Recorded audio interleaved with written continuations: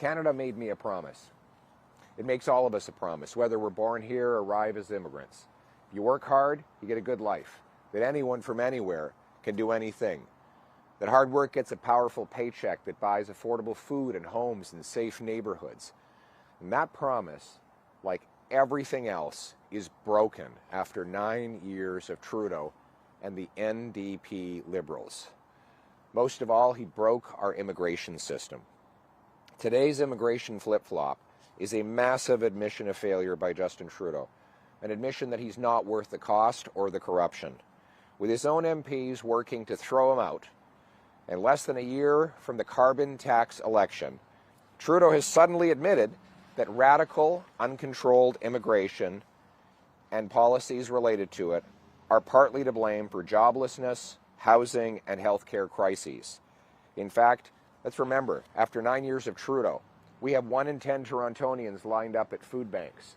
We have 1,400 homeless encampments across the province of Ontario. 2 million Canadians have to go to a food bank every month. Scurvy is making a comeback. We have the worst economy in the G7. Everything is broken.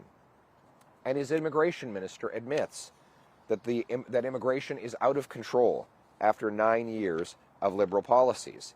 They increased population growth by 200% over the last several years alone. Now, Trudeau called anyone who disagreed with these radical policies racist. Now he's the one cutting immigration to pull back on the disastrous mistakes that he made. But worst, he destroyed the best immigration system in the world, a system that had a common sense consensus of conservatives and liberals for 150 years. Immigration was not even controversial before Trudeau came along. How did he do it? He left Roxham Road open for a year after President Biden offered to close it. He removed the visa requirement for Mexico, which caused an explosion of false and fraudulent refugee claims.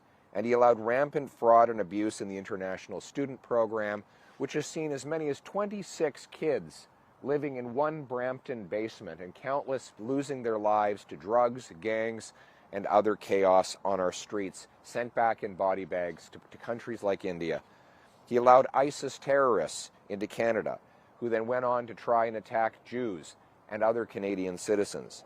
He's presided over a 251% increase in police-reported hate crimes. None of these decisions, by the way, were designed to bring workers to help with the COVID labor shortage, because none of those programs are labor programs. Roxham Road is not a labor program. Refugee claimants are not part of a labor program. International students are not supposed to be for labor, but for study. So this excuse is total nonsense. Trudeau's last-minute, pre-election reversal cannot be believed. He can't fix the immigration system that he broke. And he now says he's going to cap immigration. Well, what else has he said he's going to cap? He said 6 months ago he was going to cap the number of temporary residents in this country to 5% of our population. Since that time, it's gone up to 7.3%. He said he'd cap the carbon tax at 11 cents a liter. Now it's 17 cents, and he plans to quadruple it to 61 cents. He said he'd cap this year's deficit at $40 billion. It's already $47 billion just 6 months later. You can't believe anything he says, especially when he's claiming that he will fix what he broke. Common sense conservatives will fix what Trudeau and the NDP Liberals broke. We will restore the best immigration system in the world. We will stop the illegal arrival of false refugee claimants by securing our borders, our ports, and our airports. We will end the abuse in the temporary foreign worker program, the international student program, and the refugee program. We will cap population growth so that it is always below the growth in housing, healthcare, and jobs. And we will, speaking of healthcare, we've got 20,000 immigrant doctors, 32,000 immigrant nurses in Canada today who cannot work because they can't get a license. We will create in the professions, what we did as a country in the trades 7 decades ago. We will create a national licensing standard. Provinces can voluntarily adopt a blue seal, so immigrant doctors and nurses can take a test, prove they're qualified, and get to work reducing those wait times in our hospitals. We will screen people coming in to keep terrorists and criminals out and allow law-abiding people into our country. And when they get here, they will see that the Canadian promise is restored, a promise that anyone from anywhere can do anything, where it doesn't matter where you come from, it matters where you're going. It doesn't matter who you knew, it matters what you can do. A country where hard work gets you a powerful paycheck, that buys affordable food, gas, and homes in safe neighborhoods. To do it, we will have a common sense plan to axe the tax, build the homes, fix the budget, stop the crime, and repair our broken immigration system. Let's bring it home. The announcement this morning said that they're going to cap permanent residents, but they're going to draw for the coming years from the temporary residents that are here.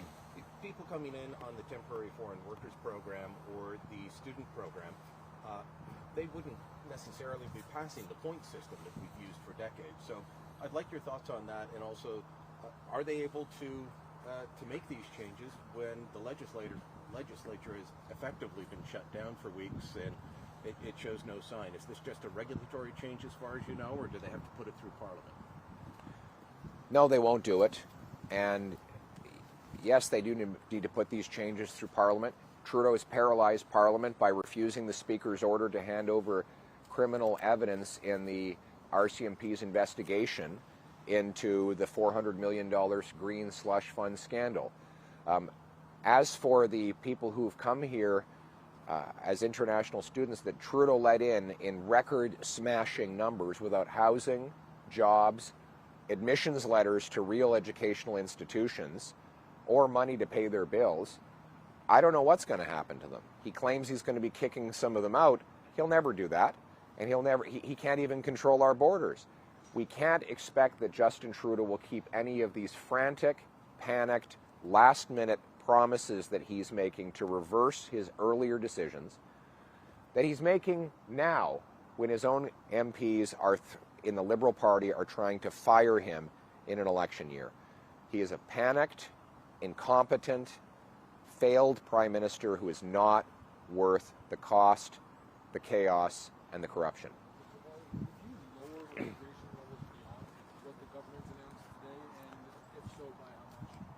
Well, if you want to know what we're going to do, look at what was done in the 150 years before Justin Trudeau. We had the best immigration system in the world.